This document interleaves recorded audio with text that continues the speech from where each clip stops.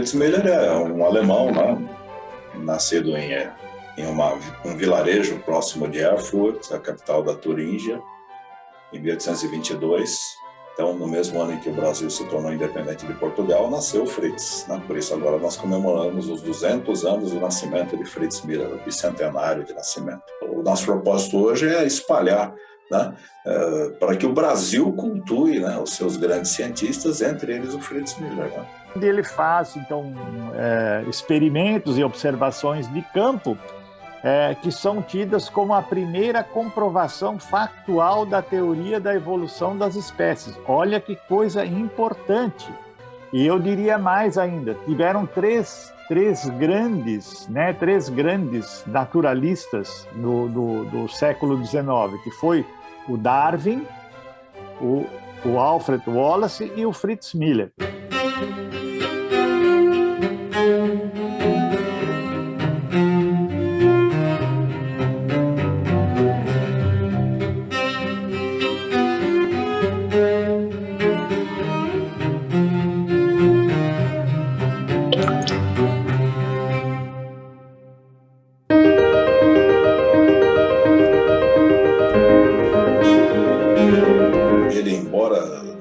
Alemão, se tornou um brasileiro. Né? Então, ele faz parte do conjunto dos cientistas brasileiros. Né? Teve uma formação fora, mas trouxe a ciência dele, toda a sua capacidade de observação para cá e realizou a sua grande obra científica aqui. Ele e outros, né, são pessoas que a gente deve cultuar como bons exemplos, né, que trouxeram uma ciência de altíssimo nível, né, que projetou o país mundialmente, né? Projetou muito bem, né, o país, levou o nome do Brasil aí ao mundo inteiro, né?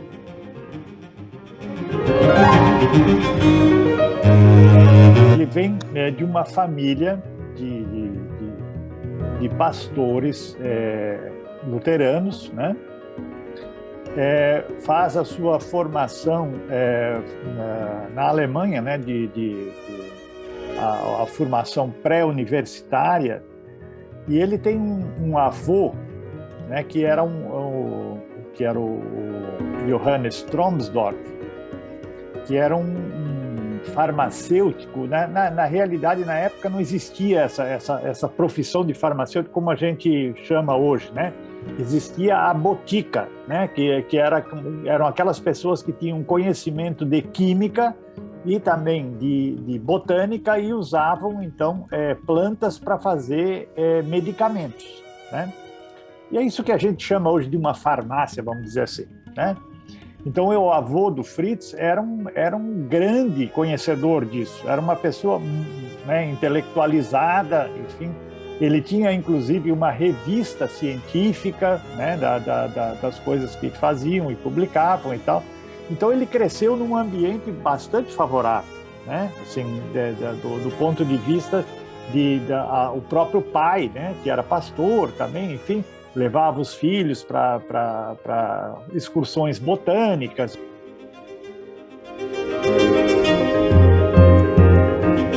Ele acabou se formando em filosofia em 1844. Porque na época não havia biologia, né? Então todas as matérias da história natural faziam parte do curso de filosofia. Então ele se formou na Universidade de Berlim em 1844, fez uma tese de doutorado sobre sanguessugas dos arredores de Berlim e começou a estudar, né, os animais marinhos que ele gostava, as sanguessugas, enfim, era mais devotado à área da zoologia.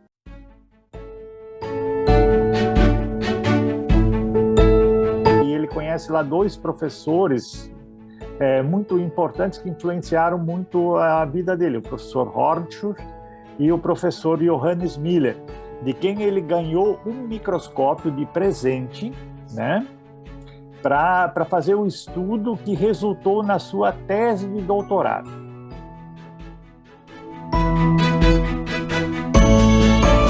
Ele foi cursar medicina em outra universidade, na Universidade de Greifswald, que é lá no norte da Alemanha, junto ao mar Báltico. A medicina no século XIX, né, ela tinha uma aplicação profunda da botânica, porque muitos medicamentos, né, da área farmacêutica eram derivados de plantas, né, então ele teve uma boa formação botânica ali também.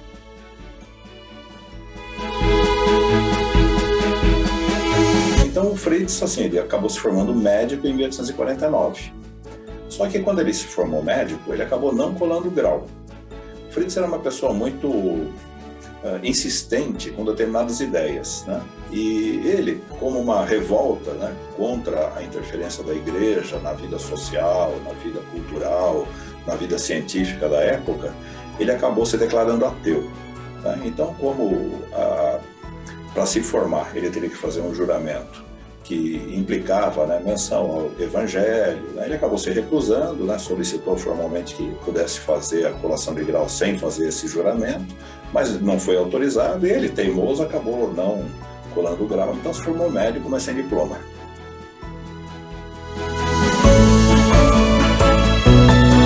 Com essas ideias contrárias, né, à igreja e etc. e tal, a esse autoritarismo, né, porque ele falava uma frase bem importante, assim, né, assim, que dizia o seguinte: assim como o corpo respira livremente, também livremente deve pensar o espírito, né? Então ele era um defensor ferrenho da liberdade, e claro, né, certamente criou algumas situações um pouco constrangedoras.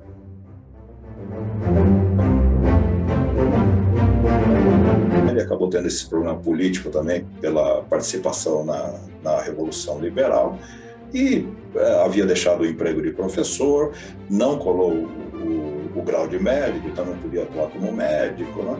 E ele se viu meio constrangido, né, de permanecer na Alemanha. Na verdade, ele pretendia mesmo sair do país, né, deixar aquelas terras e emigrar.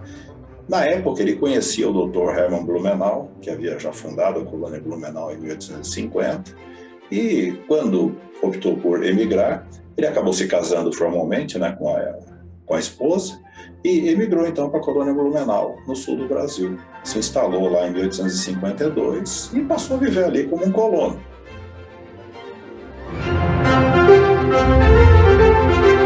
Então é toda uma viagem longa de 3 meses, etc. e tal. E ele se estabelece então em Blumenau. Então imagina, sai de uma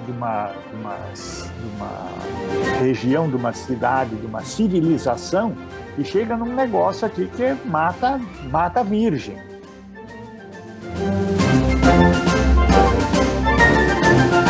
Ele, nessa época, tinha, se não me engano, eram 12 ou 13 artigos científicos publicados.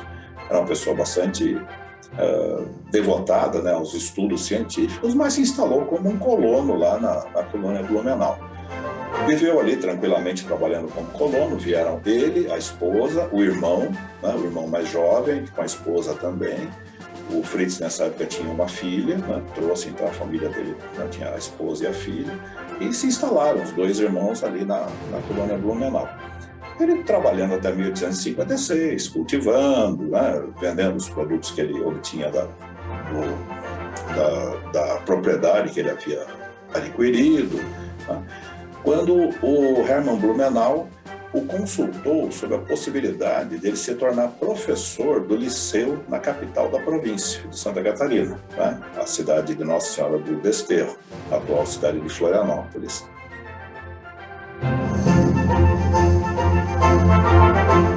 Em 1856, ele vem para Florianópolis para conhecer esse lugar e ver essas coisas todas aí. E ele vem de Blumenau a Florianópolis a pé, né?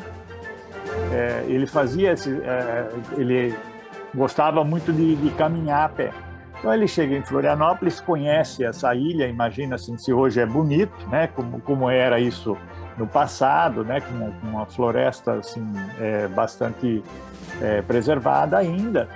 E aí se encanta pelo lugar. E também tem uma conversa muito boa e gosta muito da proposta desse presidente para a instalação desse liceu, que foi a primeira escola laica no estado de Santa Catarina.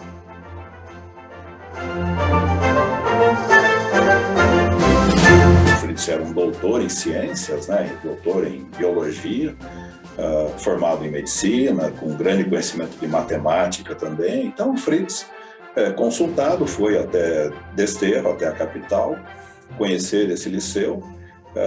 Gostou muito, né, da capital, né, imagina a cidade de Florianópolis, né, em 1856, né, com aquelas praias maravilhosas, né, muita vegetação, e ele então ficou com vontade de estudar, retomar os estudos, né, que ele havia interrompido, né, para fazer o seu trabalho de lavrador lá na colônia Blumenau. Acabou aceitando o emprego, mudou-se para Desterro e para isso, né, para se tornar professor, ele fez um concurso público, ele teve que se naturalizar brasileiro, então ele aceitou, naturalizou-se brasileiro, aprendeu português também rapidamente, né, estudou português, porque na colônia a língua mesmo era a língua alemã, e começou a dar aula de matemática, né, que é para isso que ele foi contratado, né, mas ele tinha todo esse apreço pela ciência e desenvolvia também alguns temas de estudo científico, né, e ele se deu muito bem lá como professor.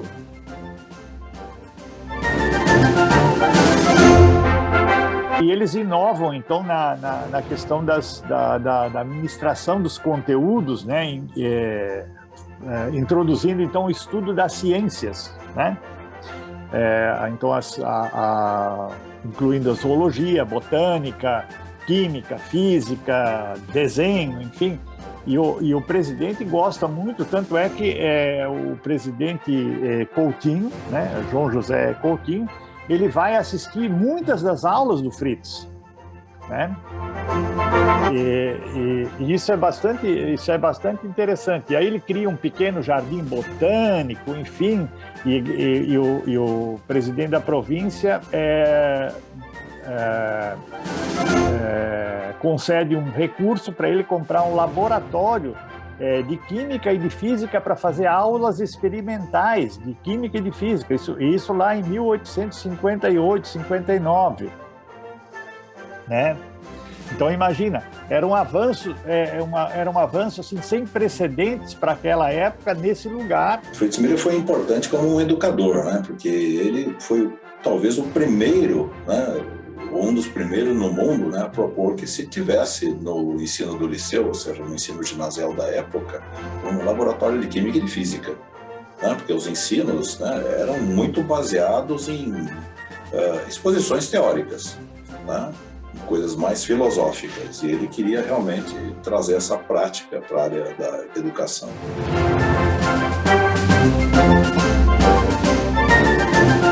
O presidente depois cai, né, e aí tudo isso se desmancha, né, e tudo isso acaba sendo perdido. Na realidade, a gente poderia ter tido um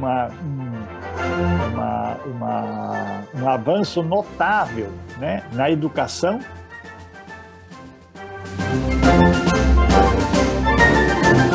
E o Fritz, então, tinha um amigo na Alemanha, lá um colega formado médico também com ele, que também, durante o tempo de estudante, fazia excursões de coleta de material biológico, né? Fazia trabalhos também de zoologia, né? O professor Max Schulze, que se tornou professor na Universidade de Bonn, e ele pediu então para o Max que providenciasse um microscópio, mas um microscópio pequeno, bem simples, estilo microscópio de aluno mesmo, né? E o Max Schulze então enviou a ele, através de um pesquisador alemão que estava se mudando para Buenos Aires, na Argentina, o Hermann Burmeister, então em 1857 trouxe para ele esse microscópio, porque o Fritz queria então estudar o desenvolvimento dos animais marinhos.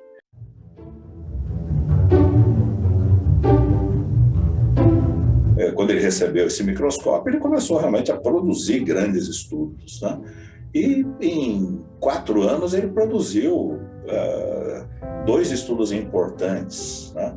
Ele fez um estudo no qual ele definiu um grupo de aparentes vermes, né, que eram vermes parasitas de crustáceos, de caranguejos.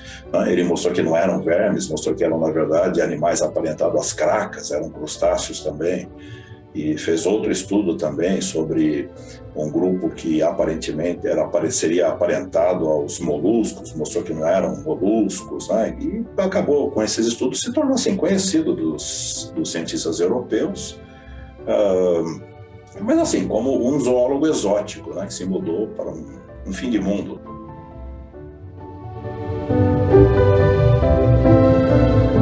O Fritz Müller, como já era um grande observador, tinha uma excelente formação botânica, tinha uma excelente formação como zoólogo, né? Ele, quando veio, né, em Santa Catarina, ele realmente, mesmo ele vindo para ser um lavrador, ele veio para isso, para sair lá da Europa, se instalar aqui em solo brasileiro e trabalhar na terra, né? Mas, é claro, uma vez cientista, sempre cientista.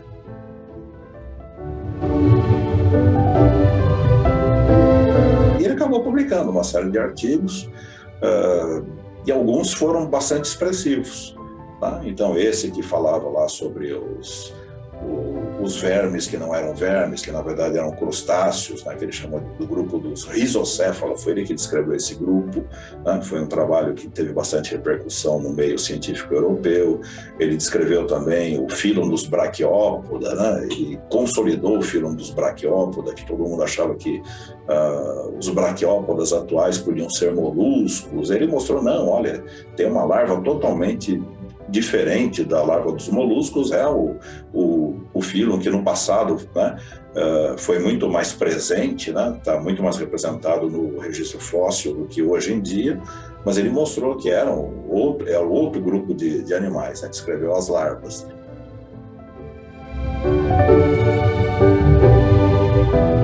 E naquela época ele já começou então a estudar organismos marinhos, e faz então toda uma série de estudos, e em 1861 ele conhece então a obra do Darwin.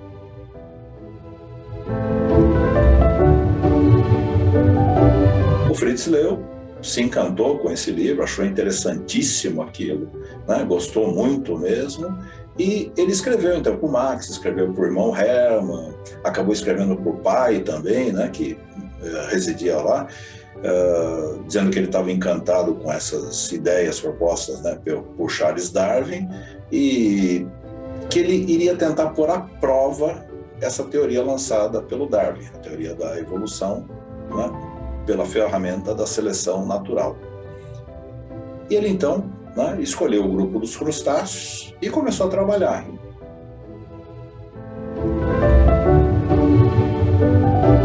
E ele começa então a estudar esse livro, se encanta com as ideias e propõe então estudar um grupo de animais para confrontar essas hipóteses do Darwin, para ver se aquilo tinha sentido ou não.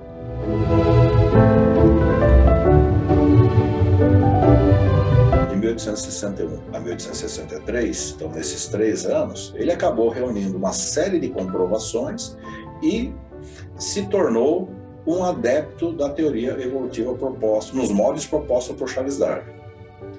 No início de 1864, ele enviou lá para o Max Schulze, na Universidade de Bonn, um manuscrito, né, todas as provas que ele havia reunido. O Max reuniu esse material todo e mandou publicar na forma de um livro. Esse livro, então, foi publicado com o nome de Für Darwin, para Darwin ou Pro Darwin, a favor de Darwin, né, então em 1864. E o Fritz, ele solicitou então que o amigo Max, uma vez publicado o livro, enviasse para os principais naturalistas da época, né? Deu lá uma lista de nomes, entre eles o do próprio Charles Darwin, é claro, né?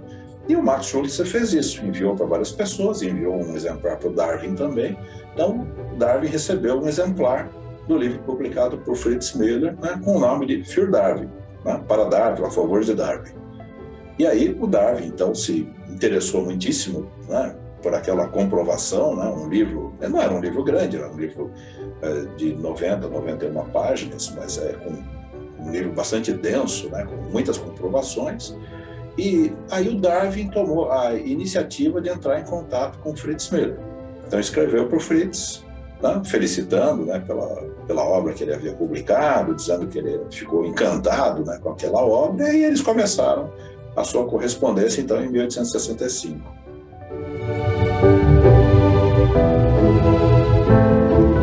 E a partir disso se estabelece, então, uma correspondência e uma amizade com o Charles Darwin, né? Nada menos do que o Charles Darwin, né? E eles trocaram 111 cartas durante 17 anos, né? Então, vocês vejam que era uma pessoa da mais alta consideração dentro da ciência mundial.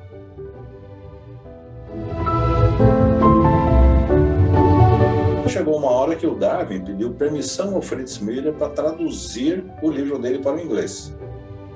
Então o Darwin contratou um zoólogo tradutor, o William Dallas, pagou, né? O próprio Darwin pagou essa tradução, e depois ele entrou em contato com o editor dele e mandou publicar o livro agora em língua inglesa, para que todo mundo pudesse ler. Então esse livro surgiu em 1869 com o título de Fatos e Argumentos a Favor de Darwin. Ele mudou o título, né, deu uma configuração mais amigável, colocou um índice, né, manteve assim exatamente as mesmas figuras, né? O Fritz mandou vários complementos também. Então o livro, na verdade, nasceu em segunda edição, né? Ele apareceu em primeira edição em 1864, em segunda edição com vários complementos e algumas correções enviadas pelo Fritz Müller, né, em 1869, sendo essa segunda edição totalmente financiada por Charles Darwin.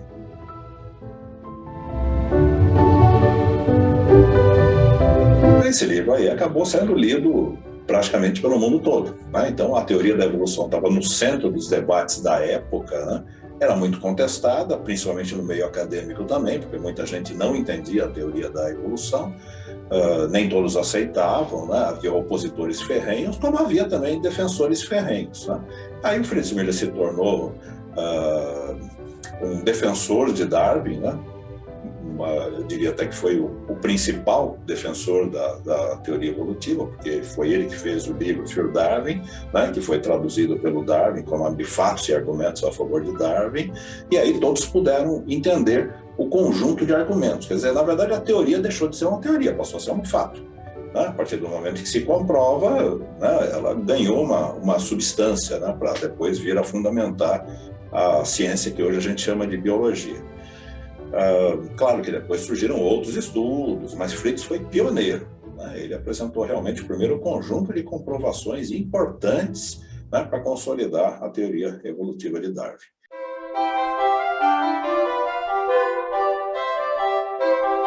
Ele não estudou só organismos marinhos, ele estudou insetos, estudou plantas, estudou outros invertebrados, né? É uma coisa impressionante, né?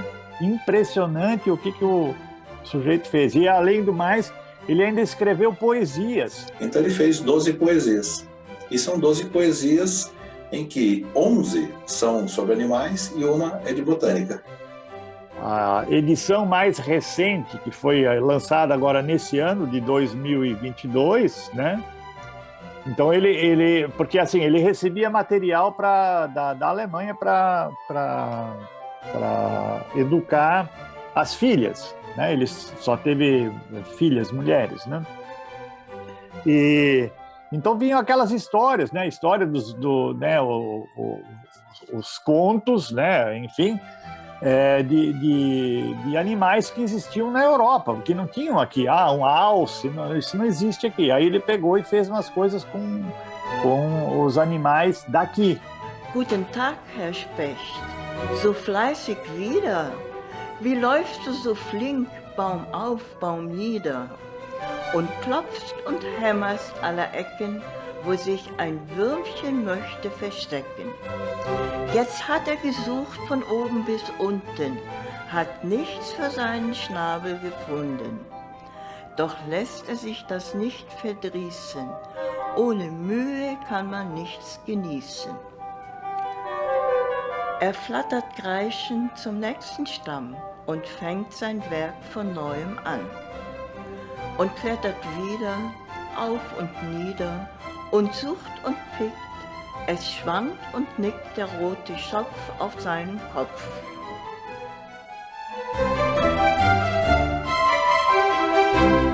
No início, quando ele fez o livro Für Darwin, né, ele realizava as pesquisas como um naturalista independente, mas ele era professor do Liceu Provincial lá em Desterro, a capital, né, da província de Santa Catarina. Ele tinha bastante tempo livre, né, não havia tantas aulas assim, não havia tantos alunos, e ele aproveitava esse tempo livre para fazer pesquisas. Quando ele publicou o Für Darwin, e que Darwin entrou em contato com ele, Darwin acabou, com o tempo, né, pela confiança que desenvolveu no amigo Fritz, acabou solicitando ao Fritz que fizesse uma série de observações sobre plantas, sobre animais. E aí o Fritz e Darwin começaram a interagir, então o Fritz continuou ainda como um naturalista autônomo, né, embora professor lá do liceu, tá, a desenvolver mais pesquisas ainda, publicar mais artigos ainda. Então começou a fazer uma produção botânica, né, estudou as plantas trepadeiras, né, começou a fazer observações também sobre insetos, né, foi acumulando uma grande quantidade de observações. E na época, na verdade, né, muitos dos trabalhos feitos por Fritz Miller eram cartas que ele escrevia aos seus correspondentes, entre eles o próprio Charles Darwin. Essas cartas eram tão completas, né, ele mandava figuras, às vezes mandava até espécimes inteiros, né, fixava ali alguns espécimes, enviava junto com as cartas também, e esses correspondentes mandavam publicar nas revistas científicas da época. Então, teve carta que ele escreveu para Darwin, e Darwin se encantou tanto com aquelas informações que mandou publicar na revista Nature. Depois o próprio Fritz mandava artigos diretamente para a revista Nature também.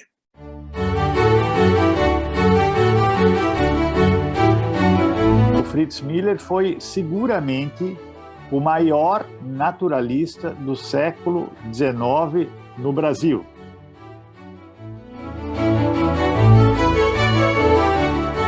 Quatro anos depois da publicação do Für Darwin, Fritz Miller recebeu um título de doutor honoris causa pela Universidade de Bonn, em reconhecimento ao trabalho que ele havia realizado, né, ao livro Für Darwin. E 10 anos depois, em 1874, ele recebeu outro título de doutor honoris causa, agora pela Universidade de Tübingen. Então, ele recebeu 2 títulos de doutor honoris causa em vida, dada a importância da obra que ele escreveu.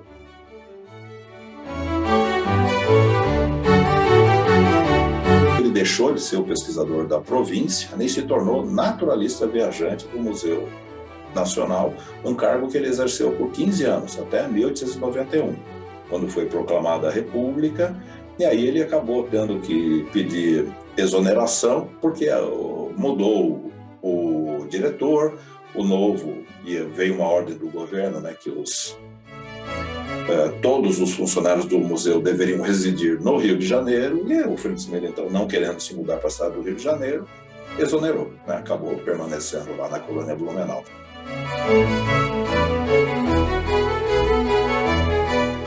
Ele tinha um carinho muito grande pelo Brasil, assim, né? Enfim, gostava desse lugar, desses trópicos aqui, né? E nas cartas que ele escrevia para a família, isso fica muito claro, né? Porque, por exemplo, ele fala assim, ó, apesar de estar nessa vida difícil aqui, eu não troco isso aqui por nada.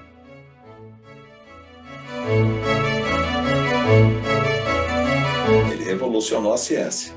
E o próprio livro dele, o Für Darwin, em 1864, apresentou várias inovações também. Não são somente as ideias para comprovar a teoria evolutiva. Na verdade, o Fritz Miller ele também discutiu profundamente a questão do desenvolvimento larval, de certas... ele fez certas considerações que depois foram aproveitadas por outro pesquisador alemão, pelo Ernst Haeckel, né? Sobre a lei biogenética fundamental, né? De que o desenvolvimento ontogenético repete, é um reprise do desenvolvimento filogenético da espécie.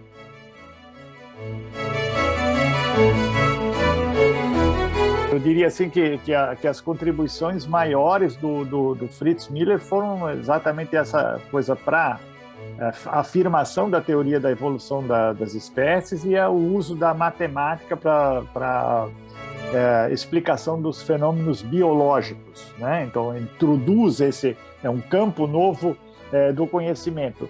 Além da contribuição dele nos estudos embriológicos, do desenvolvimento, né? Porque assim, ele em verdade mostrou e esclareceu várias fases de desenvolvimento de organismos e principalmente dos crustáceos, chamados de crustáceos inferiores, que eram desconhecidas da ciência.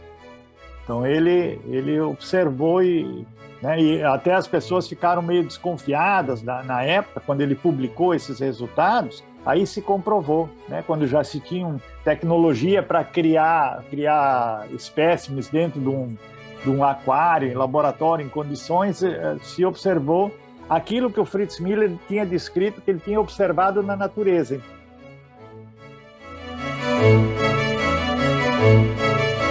Fritz Miller fez, por exemplo, a descoberta, né, da simbiose, a relação mutualística que existe, né, entre as árvores em baúba e as formigas. Ele observou essa simbiose, inferiu, né, que as formigas oferecem uma proteção para a árvore, elas se instalam ali, e a árvore, em retribuição, oferece alimento para as formigas, além de abrigo. Então, ele descreveu essa relação simbiótica, né, que na época já haviam constatado, mas ninguém havia estudado profundamente esse assunto.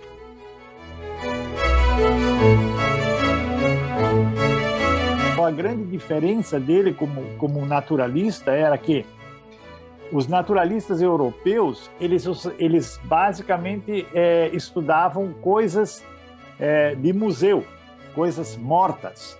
E o Fritz era o cara que estudava as coisas vivas. Por isso que o Charles Darwin muitas vezes falava para ele, isso aqui só você pode fazer. Só você tem condição de fazer, porque ele observava o fenômeno vivo.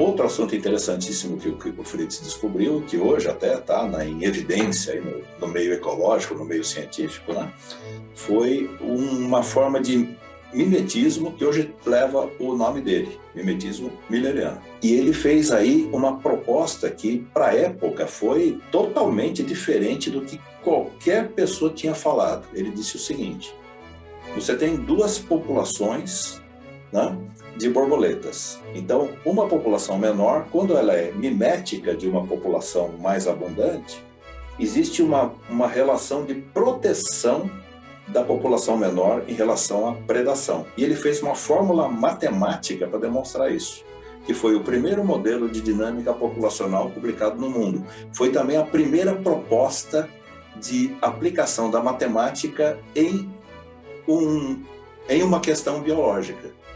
Então, ele fez o primeiro modelo de dinâmica populacional, que é um dos fundamentos da ciência que hoje a gente chama de ecologia, que é um ramo da biologia.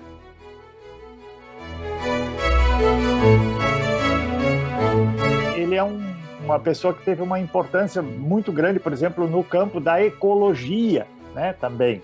Né? E ele fez, então, essas contribuições extremamente importantes.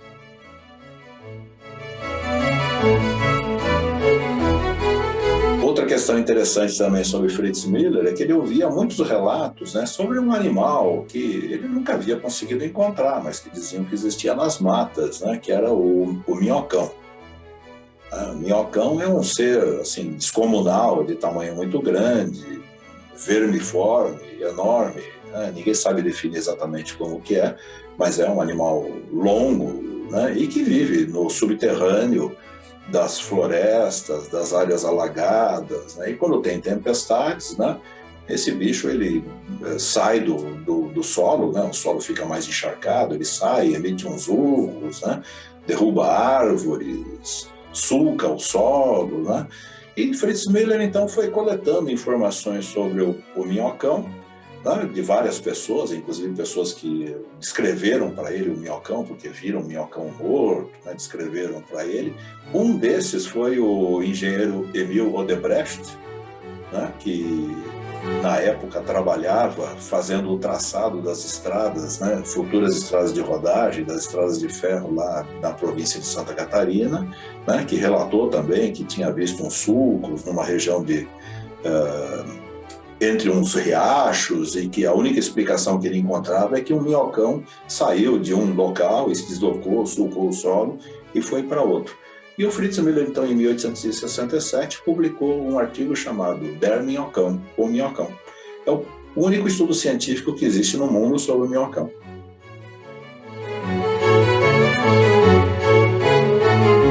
Na verdade, é um conjunto. A teoria da evolução faz a união, né? É um fundamento filosófico da biologia, né? Realmente faz a síntese da biologia, mas o que tornou a biologia, né, um ramo da ciência, né, equivalente à física, à química, à matemática, foram estudos realizados por outros pesquisadores, entre eles Fritz Müller, e realizados aqui em nosso país, né? Lá em Desterro, né, a atual Florianópolis, e na colônia Blumenau, a atual cidade de Blumenau.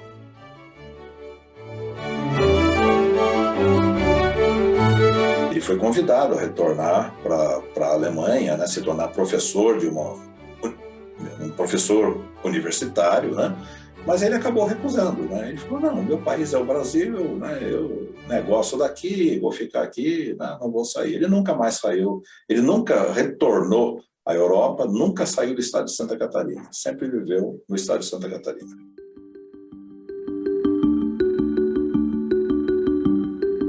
Qual é o encantamento que a gente tem pelo Fritz Müller? Porque ele tinha coisas muito, muito simples, gente, mas pensa numa coisa muito simples.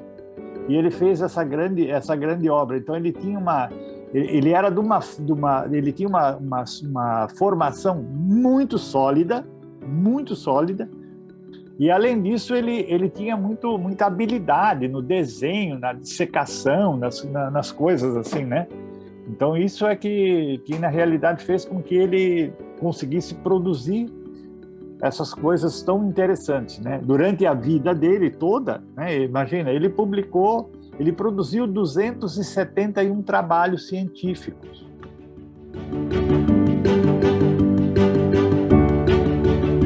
O Fritz Müller, né, era uma pessoa simples, né? Ele, embora tenha, né, era um biólogo, né, médico formado na Alemanha, muito bem formado, mas no Brasil ele se tornou um brasileiro, um caipira, né? Gostava de andar descalço, né? Era uma pessoa simples, de modos muito simples, se vestia de maneira bastante simples e fez todos os seus estudos com 2 microscópios extremamente simples, que eram modelos de aluno. Então, com isso a gente mostra que para fazer boa ciência é mais importante você saber observar do que usar equipamentos sofisticados. Não é o equipamento que traz a boa ciência, né?